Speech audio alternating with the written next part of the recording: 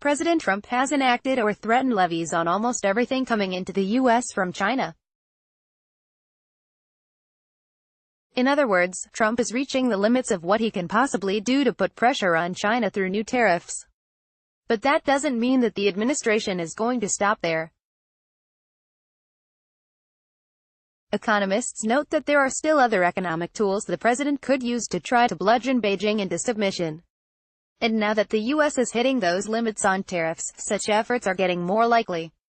Goods imported from China totaled $505 billion last year. Trump has already enacted tariffs on $250 billion of them.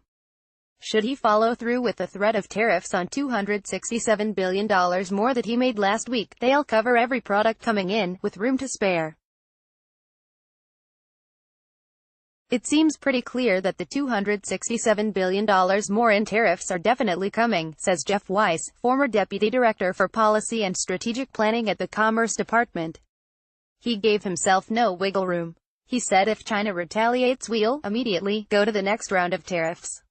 Weiss said, in noting that China responded to Trump's latest round of tariffs the same day with $60 billion in new tariffs against the U.S. So they're going to do it, and probably pretty soon, even without the additional $267 billion. The Trump administration was already set to raise the pressure on China again next year. Tariffs on $200 billion worth of Chinese goods that the administration enacted in mid-September start at 10%, but will rise to 25% next year. They could easily rise some more, notes Gary Huffbauer, non-resident senior fellow at the Peterson Institute for International Economics. What more they could do is to push the tariffs even higher. 25% is pretty high, but they could go high enough to genuinely deflect all trade, he said.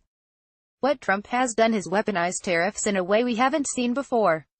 The president could also ratchet up the economic pressure through such things as tightened safety regulations or limitations on foreign investment, trade policy experts note. There are a lot of non-tariff barriers that can be on the table, said Brandon Arnold, trade policy expert with the National Taxpayers Union. Less transparent tactics, like customs issues. For example, the White House banned Chinese telecom giant ZTE in April from operating in the U.S. for 7 years.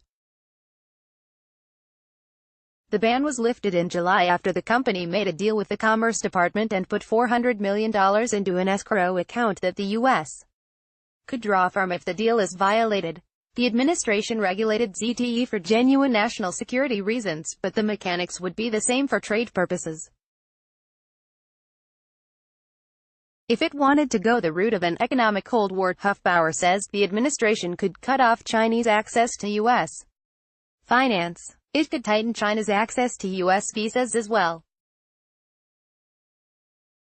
The administration's 25% tariffs on all steel imports and 10% on aluminum tariffs are policies largely directed at China.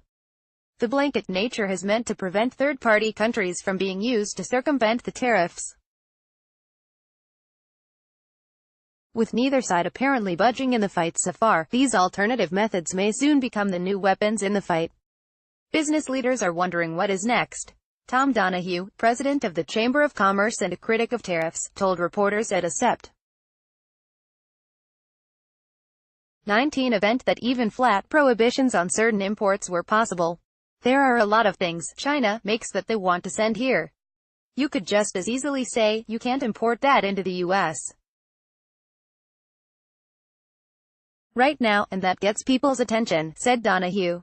Trump and other officials have said they expect their tariffs to remain in place for years, potentially, as will Beijing's. I'm like them, I have a long horizon, Trump said in August. They want to let the tariffs go into force and then basically cook, said Weiss, the former commerce official. Let China feel the pain over a long period of time. Beijing may have also hit a wall in terms of what it can do in terms of tariffs. Imports to the nation from the U.S. totaled $130 billion last year. Its latest announced round of tariffs means that $120 billion of them will now face levies. It has other ways to try to pressure the U.S., too. Over the summer, its antitrust regulator blocked San Diego-based company Qualcomm, which sells most of its products in China, from acquiring a Dutch company NXP Semiconductors.